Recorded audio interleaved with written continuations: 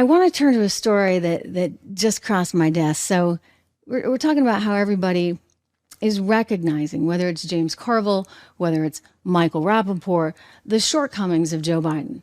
James Carville, of course, always is going to vote for him. Michael Rappaport, the comedian, saying, hey, it's not happening.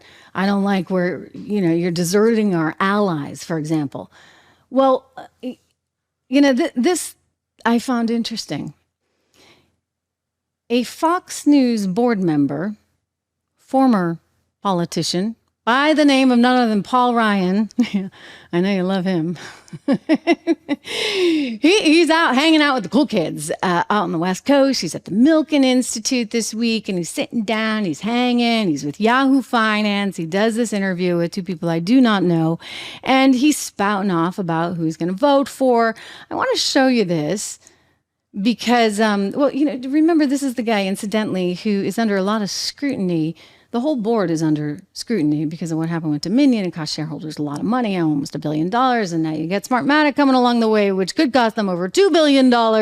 So none of this is good. And so you have shareholders saying, hey, wait a second. Why were you so asleep at the switch? Why was nobody managing the place? How could this have actually happened?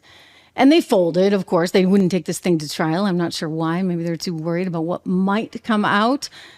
They should have taken it. I mean, if they're journalists, right, and they actually believe in what they're saying, and they believe that it was fair to be reporting on all of this, but who knows what they believe? I think that's quite questionable. I have a feeling that maybe some people thought one thing, other people thought another, etc. Anyway, the point is they settled.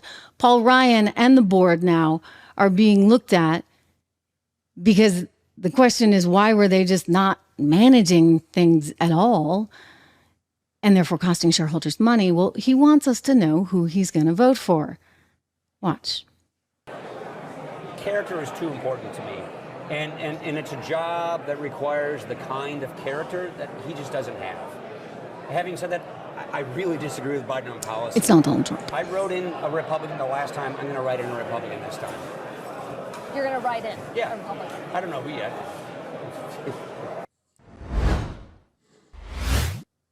He said me. I'm pretty sure I heard me. So Paul Ryan wants to vote for himself for president. Oh, dear. There are no words, right? There are no words. Like, if he himself were a leader, I don't think that the Dominion suit would have happened. Either he was a leader and he would have insisted that the company really see that one through, or he would have been a leader and said, hey, we got to get this thing under control before it came to what it came to, which was the giant lawsuit, right? So we know he's not much of a leader. He wasn't a leader there in the House, and apparently he's not a leader in business either. So, he certainly has his issues. And we'll see how it all shakes out for him in the end. But, the guy's got to earn a living. I guess Fox's board pays something.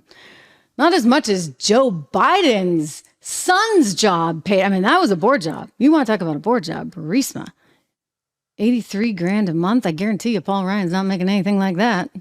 No one makes anything like that. That's like unheard of. Nobody actually makes that much at a board job, especially by month, especially when you know nothing about the industry, especially when, you'd had kind of an unceremonious parting with the military, et cetera. I need not get into it, but you know where I'm going. And the point being is he happened to be the son of the vice president who was in charge of the money that we were allocating to Ukraine. And that's exactly why that all happened the way it did.